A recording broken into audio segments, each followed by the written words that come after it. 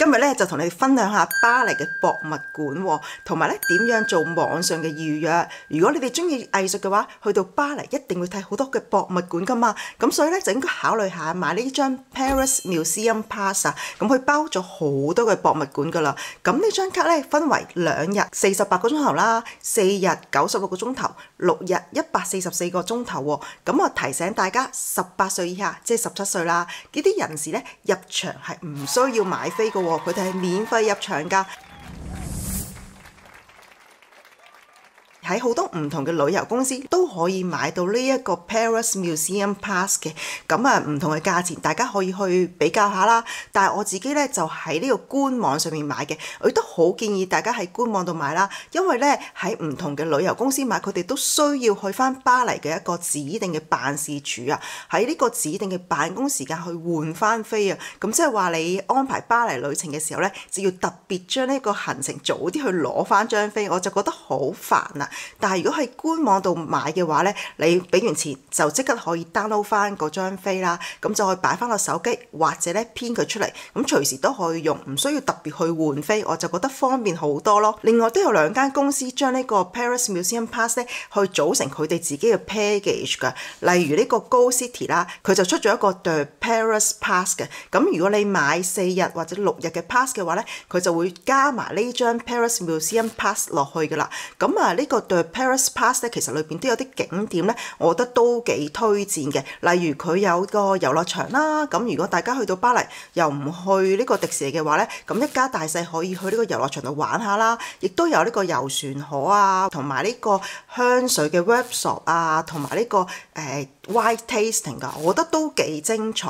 咁但係點解我冇買呢？第一咧就係因為佢呢個 pass 都有包呢個艾菲爾鐵塔嘅，但係佢個pass 包嘅嘢就好，即係唔係好適合我，因為佢呢個團咧本身只能夠去到2樓嘅啫，仲係咧要行樓梯上去喎，有成600幾級㗎，都要諗下自己係咪真係可以應付到600幾級嘅樓梯咯。咁同埋佢亦都係需要自己去排隊去買飛嘅。咁其實如果你去翻艾菲爾鐵塔嗰個官網咧，你會發現咧其實佢好難買飛嘅，好多時都 full 曬㗎。咁所以我都跟咗咧Booking.com 一個團啊。咁我呢個團咧就係可以搭 lift 上去嘅，係可以上到去頂層咯。咁我覺得頂層個風景咧係好靚㗎，咁所以咧係好值得上去咯。咁但係呢我參加嗰個團咧都係要排隊去買飛嘅，即係幾個導遊啦，帶住成班人去排隊買飛咯。我哋都等咗成2個鐘頭先買到飛啊！但係我可以搭 lift 上去啦，就唔使行樓梯，咁亦都可以上到頂樓。咁另外我冇買呢個 The Paris Pass 嘅另外一個即係原因咧，主要係因為我就安排咗好多博物館落去，咁所以咧未必有時間去參加佢其他活動，咁所以我就冇買到啦。咁另外一個可以考慮嘅就係個 Turbo Pass 佢出嘅呢個Paris City Pass 啊，咁佢呢一個嘅特點咧就係佢包埋1至3鬆嘅車票喺入邊噶啦，而呢個 Paris City Pass 咧亦都可以 upgrade 嘅喎，加45歐咧就可以 upgrade 翻呢個艾菲爾鐵塔嘅團啦。咁呢個團咧佢講明咧自己係搭 lift 嘅，咁但係亦都係上到2樓嘅啫。咁但係佢嘅好處就係話佢講明自己就唔需要排隊買飛咯，咁就可以慳翻成2個鐘頭嘅時間，我覺得都值得考慮嘅。咁有咁多地方可以買到 Paris Museum Pass 喎，亦有咁多個唔同嘅 package 去比較喎，咁當然要花少少時間啦。但我好建議大家諗清楚自己喺巴黎嘅行程啦，諗住去幾多間博物館啦，諗住花幾多日啦，定好之後咧就好去 book 飛啦。因為咧其實去 book 呢啲嘅博物館係唔需要買咗飛先㗎，你可以 book 咗先，之後先至去買呢個 Paris Pass 嘅。因為巴黎好多個博物館咧都好 full 㗎，如果你唔早都去 book 嘅話咧，你係揀唔到自己想要嘅日子啦，或者嘅時間嘅。尤其是呢個羅浮宮啊，佢好多人去睇嘅。咁如果你話都唔係好清楚，其實每一個館嘅特色啦，未揀到去邊個博物館，咁我好建議咧，大家去翻呢個 The Paris Pass 嘅網站啦。佢呢個網站都幾好嘅喎，佢將所有 Paris Museum Pass包嘅博物館咧就整咗個 list， 咁大家可以 click 入去睇翻啦。咁裏邊咧就講翻每一個博物館佢邊一日開啦，開嘅時間係幾長啦，仲有少少嘅介紹。咁如果大家想睇得再清楚啲咧，可以入翻佢哋嘅 link 去睇咯。咁揀翻自己心水嘅博物館，安排個行程咧就可以去 book 啦。咁跟住咧，我就會分享翻我喺巴黎去過嘅博物館啦，同埋點樣做呢個網上嘅 booking 啊。首先咧就梗係講下羅浮宮先啦。如果你去巴黎冇去過羅浮宮，就好似冇去過巴黎咁。就算你對藝術冇乜研究，都應該去睇，因為裏邊實在太大啦。從呢個大型嘅雕塑啦，到呢個大型嘅畫作，仲有古埃及嘅文明啦，同埋呢個皇家嘅宮殿啊，實會揾到一樣嘢咧啱你睇嘅。咁我自己喺羅浮宮咧用咗5個鐘頭，行下坐下啦，根本咧就已經行到好攰啦，都行唔晒噶。咁如果你只想花1-2個鐘頭喺羅浮宮嘅話咧，我建議咧大家可以租翻個 audio guide，因為個 audio guide 入邊咧有一個咧精彩90分鐘嘅行程，咁你可以跟住佢啦，咁就可以慳翻啲腳骨力，同埋咧可以確保你睇晒出名嘅展品咯。咁我哋而家嚟到咧羅浮宮嘅網站啦，咁佢有好多個語言嘅，除咗英文之外咧都有中文可以揀嘅，咁都可以揀翻大家適合語言啦。咁落到去睇咧就會見到啊，其實羅浮宮咧佢星期五咧係會開到9:45，而星期二咧就係休館嘅。咁啊去翻呢一個網站嘅頂啦，就會見到 ticket 呢個掣噶啦。咁當大家撳落去嘅時候咧，就會去到呢個booking 嘅呢個網頁啦。咁如果你攞住呢個 Paris Museum Pass 咧，咁就要撳翻佢呢第2項嗰度啦。咁你撳入去嘅時候咧，咁佢就會 show 翻而家可以俾你 book 嘅日子。喺8月份前頭，其實好多都俾人 book 晒啦，咁啊得翻8月18號可以 book 啦。咁之後，譬如9月咧，其實都仲有好多時間可以 book 嘅。咁揀翻自己啱心水嘅日子啦，例如我揀23號，咁我撳落去啦，咁跟住咧下邊就會話俾你聽有啲咩時間係可以 book 嘅。咁而家最早咧就係1點半咯，咁撳完之後咧你就可以撳翻下邊嗰個PMP 嘅 Free Reservation 啦，咁我就撳有2個人，撳2個人，跟住咧就加落去我嘅購物車裏邊啦。咁如果係你帶住小朋友嘅話咧，因為小朋友係17歲或以下咧唔需要錢噶嘛，咁你就去翻呢個第1項裏邊就撳落去啦。咁跟住咧亦都係揀翻同頭先一樣嘅日子同埋一樣嘅時間啦。咁跟住咧就去到呢個 under 18歲呢度就揀翻。咁我有2個女嘛，咁所以我就揀2張啦。跟住咧就可以加翻入去我嘅購物車裏邊咯。咁咧記得咧要sign in翻喎，因為咧喺呢個羅浮宮咧佢嗰個訂飛個系統做得幾好嘅喎，即係你訂完之後咧，如果你覺得唔啱咧，其實可以改你嘅時間嘅，咁所以記得咧就做翻個 sign in 啊。咁跟住咧就講下呢個聖徒禮拜堂同埋古監獄啊，因為聖徒禮拜堂同古監獄咧係喺埋一齊噶，咁我建議大家可以同一時間去參觀啦。咁其實呢個禮拜堂咧係 Louis 9世咧佢建立嘅一個私人禮堂嚟噶，因為咧佢用咗好多錢啊去買呢個基督嘅遺物啦，例如佢呢個荊棘皇冠同埋有30幾件佢嘅遺物啦，咁佢就起咗呢個私人教堂去擠喺嗰度啊。咁對於我哋啲遊客嚟講，最精彩就係嗰啲彩色玻璃窗啦，呢啲彩色玻璃窗咧有成1113個唔同嘅場景啦，唔單止有呢個正經嘅故事啦，仲有呢個 Louis 9世一啲歷史事件啊。咁如果你哋係有興趣嘅話咧，就可以租翻佢哋嘅 audio guide啦，佢會咧好詳細咁講翻俾你聽咧，即係每一個玻璃窗唔同嘅故事咯。咁欣賞完呢個禮拜堂之後咧，再隔離睇呢個古監獄啦。其實呢個古監獄咧以前咧係即係皇宮嘅一部分啊，咁當其時咧就住咗啲皇帝嘅僕人啦，咁佢亦都係一個廚房嚟嘅，咁就係負責翻呢個宮廷嘅宴會啊，咁所以咧喺呢個古監獄咧博物館前邊咧係有好多呢個關於廚房啊、關於餐廳啊、關於一啲餐具嘅歷史嘅展覽㗎，而後來咧佢就變咗一個監獄啦。咁最出名嘅就梗係喺法國大革命呢個瑪麗安東尼皇后咧，都係監禁喺呢度噶。咁嚟到呢個古監獄咧，一定要攞翻佢個平板電腦啊！我又傻啦，唔知道冇攞到，但係我見到人哋攞咗之後咧，佢喺個平板電腦上面咧會 show 翻咧以前嘅一啲景象咯。咁咧可以有多啲嘅互動，就更加精彩啦。呢個咧就係個聖徒禮拜堂個網頁啦。咁入到去咧都係可以先睇下佢嘅即係有啲咩展館啊，同埋有啲咩歷史嘅介紹可以睇下嘅。咁呢度都講得好清楚噶。咁大家喺出發之前咧睇一睇，咁就可以更加即係了解翻呢個嘅歷史咯。跟住咧就撳 Reserve your ticket。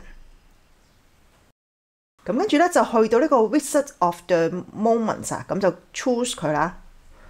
咁咧就入到去呢一個揀選你嘅票啦。咁啊，因為頭先講過啦，禮拜堂同埋呢個古監獄咧就好近嘅，咁所以建議一齊參觀啦。所以我哋就會揀呢個 combine ticket 啊。咁我去到我就有會揀翻即係18歲以下，咁就2張免費飛啦，同埋咧有一個就係 I already had a ticket 呢度都揀翻2張飛。咁跟住咧我就可以話 update 我嘅購物車啦。揀咗我要買嘅即係reserve 嘅票之後咧，就會揀日子啦。咁我而家譬如揀9號咁樣，咁揀咗9號之後咧，佢就會話翻俾你聽有啲咩時間可以去 book 嘅。咁我 book 12點，咁 book 完之後咧就可以validate 個時間啦。咁參觀嘅時候就去翻禮拜堂啦。咁參觀完禮拜堂之後就可以直接去古監獄啦。咁跟住我就講下呢個骨源美術館啦。咁因為佢個名咧係咁得意嘅，其實咧呢個美術館咧嘅前身啊，佢係喺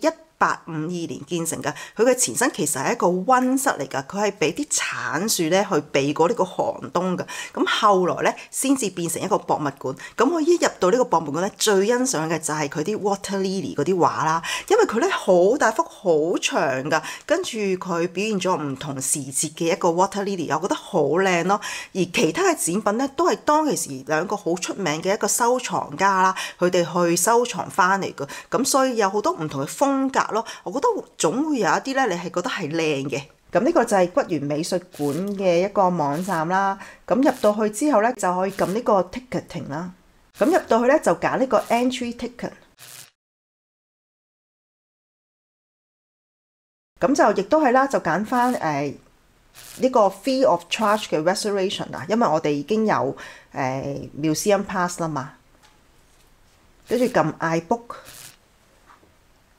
跟住佢就會問你要唔要買呢個即係 audio guide 啦。咁如果唔要咧，就再撳翻 I book， 咁就 OK 啦。跟住佢就會話翻俾你聽邊啲日子係仲有位啊。咁你揀翻啦。咁呢度揀翻18號啊。咁其實佢好多都 full 咗咯喎，見到。咁啊揀12點，跟住就再 book 翻啦。咁所以咧就一定要預早去 book 翻你想要嘅博物館咯。咁呢度即刻就會叫你register 啦，咁你就按翻佢嘅需求入翻你嘅資料，咁跟住你就可以 book 咗你嘅 time slot啦。咁最後一個要 book 嘅咧就係凡爾賽宮啦。其實呢個係 Louis 13世咧，佢當其時去到呢個巴黎近郊嘅地方去打獵啊，佢就俾呢個凡爾賽呢個環境咧就吸引咗，佢覺得好靚，所以咧就喺嗰度起咗一個即係別墅啊。咁就諗住佢去打獵嘅時候就可以住啦。咁經過幾代之後咧，就變成而家呢個樣啦。咁當其時啦，Louis 16世同埋呢個瑪麗安東尼咧喺呢個法國大革命之前咧，好多時候咧都住喺呢個凡爾賽宮嗰度㗎。咁所以你見到佢個裝修啊係非常之靚。咁呢個 Paris Museum Pass 咧，佢就係包呢個宮殿嘅啫。其實咧佢出邊仲有個好大個花園㗎。咁如果大家有興趣嘅話咧，其實都可以喺當場再買翻飛啦，入翻呢個花園裏邊咯。咁呢個花園定期會有啲唔同嘅即係噴泉表演啊咁樣。如果有興趣咧，就去買翻飛入去睇啦。呢個咧就係凡爾賽宮嘅網站啦。咁你就去翻上面個 ticketing 就撳佢，咁跟住咧就撳翻你想要嘅日子。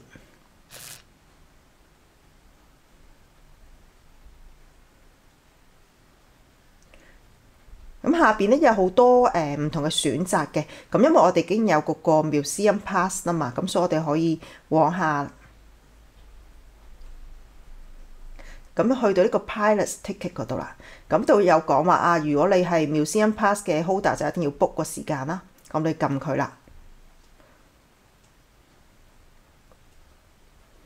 跟住咧就揀翻日子，揀翻時間，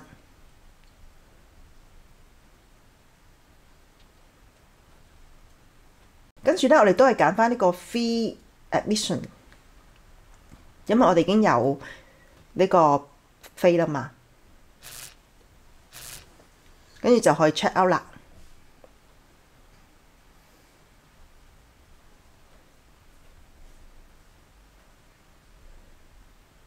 跟住佢都會問你要唔要呢個 audio guide 啦。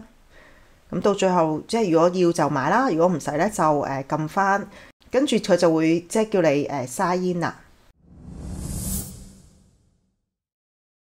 咁接住講下咧就唔使 book 嘅，咁我自己咧就好建議呢個奧賽博物館啦。咁佢前身咧其實係一個車站。